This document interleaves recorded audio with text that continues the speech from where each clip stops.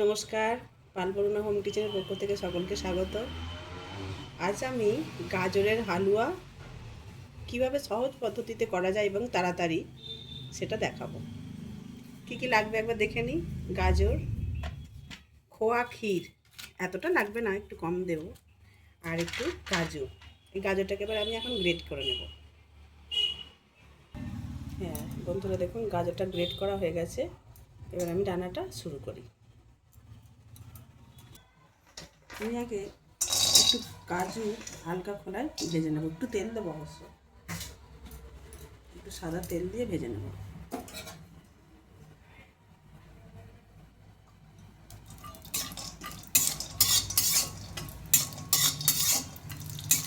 বেশি লাল করার দরকার নেই, অল্প থাকলেই অল্প রকম করে নেড়ে নিলেই হবে। এই যে বন্ধুরা, হয়ে গেছে ভাজা। এবার এটা আমি নামিয়ে নেব। এবার এর মধ্যে তেজপাতাটা দিয়ে আর এই গাজরটা দিয়ে দেবো। এই গ্রেট করা গাজরটা এর মধ্যে দিয়ে নেড়ে নেব। এটা গাওয়া ঘি দিয়েও করা যায়, সাদা তেল দিয়েও করা যায়, আপনারা চাইলে গাওয়া ঘি দিয়েও করতে পারেন। এইভাবে অল্প নাড়লেই হবে, বেশিক্ষণ নাড়ার দরকার নেই।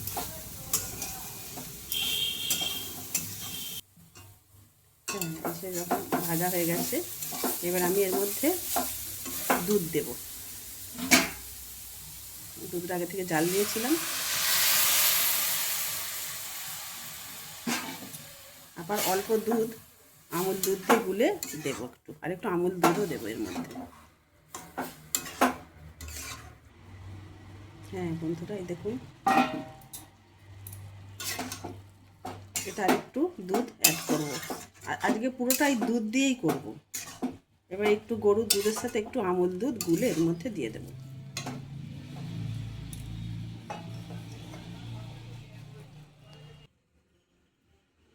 এই যে একটু আমুল দুধ ওর মধ্যে গুলে ওতে দিয়ে দেবো, ভালো টেস্ট হবে আর কি।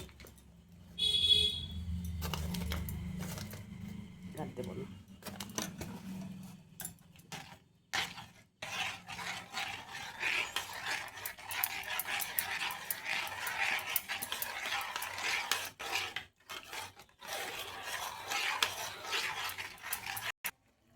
এই যে গোলা দুধ এর মধ্যে দেবো এবার।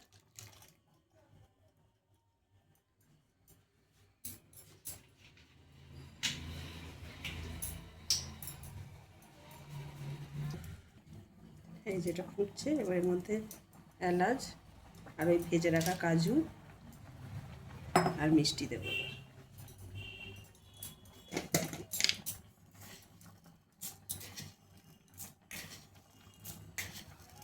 বেশি মিষ্টি দেবো না, কারণ খোয়া ক্ষীর দেবো।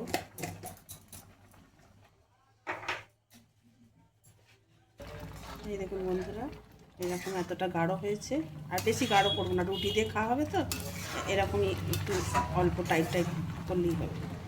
এবার এর মধ্যে খোয়া ক্ষীরটা দিয়ে দেবো।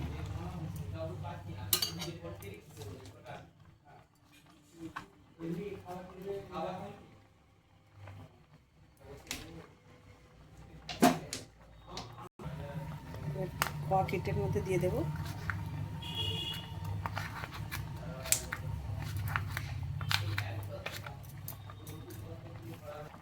হ্যাঁ, আমার খোয়া ক্ষীরটা দেখুন বন্ধুরা গলে গেছে, আর একটু বেশ গাঢ় গাঢ় হয়েছে। এবার আমি এটা গ্যাসটা নিভিয়ে দেবো। দেখুন বন্ধুরা, গাজরের হালুয়া হয়ে গেছে।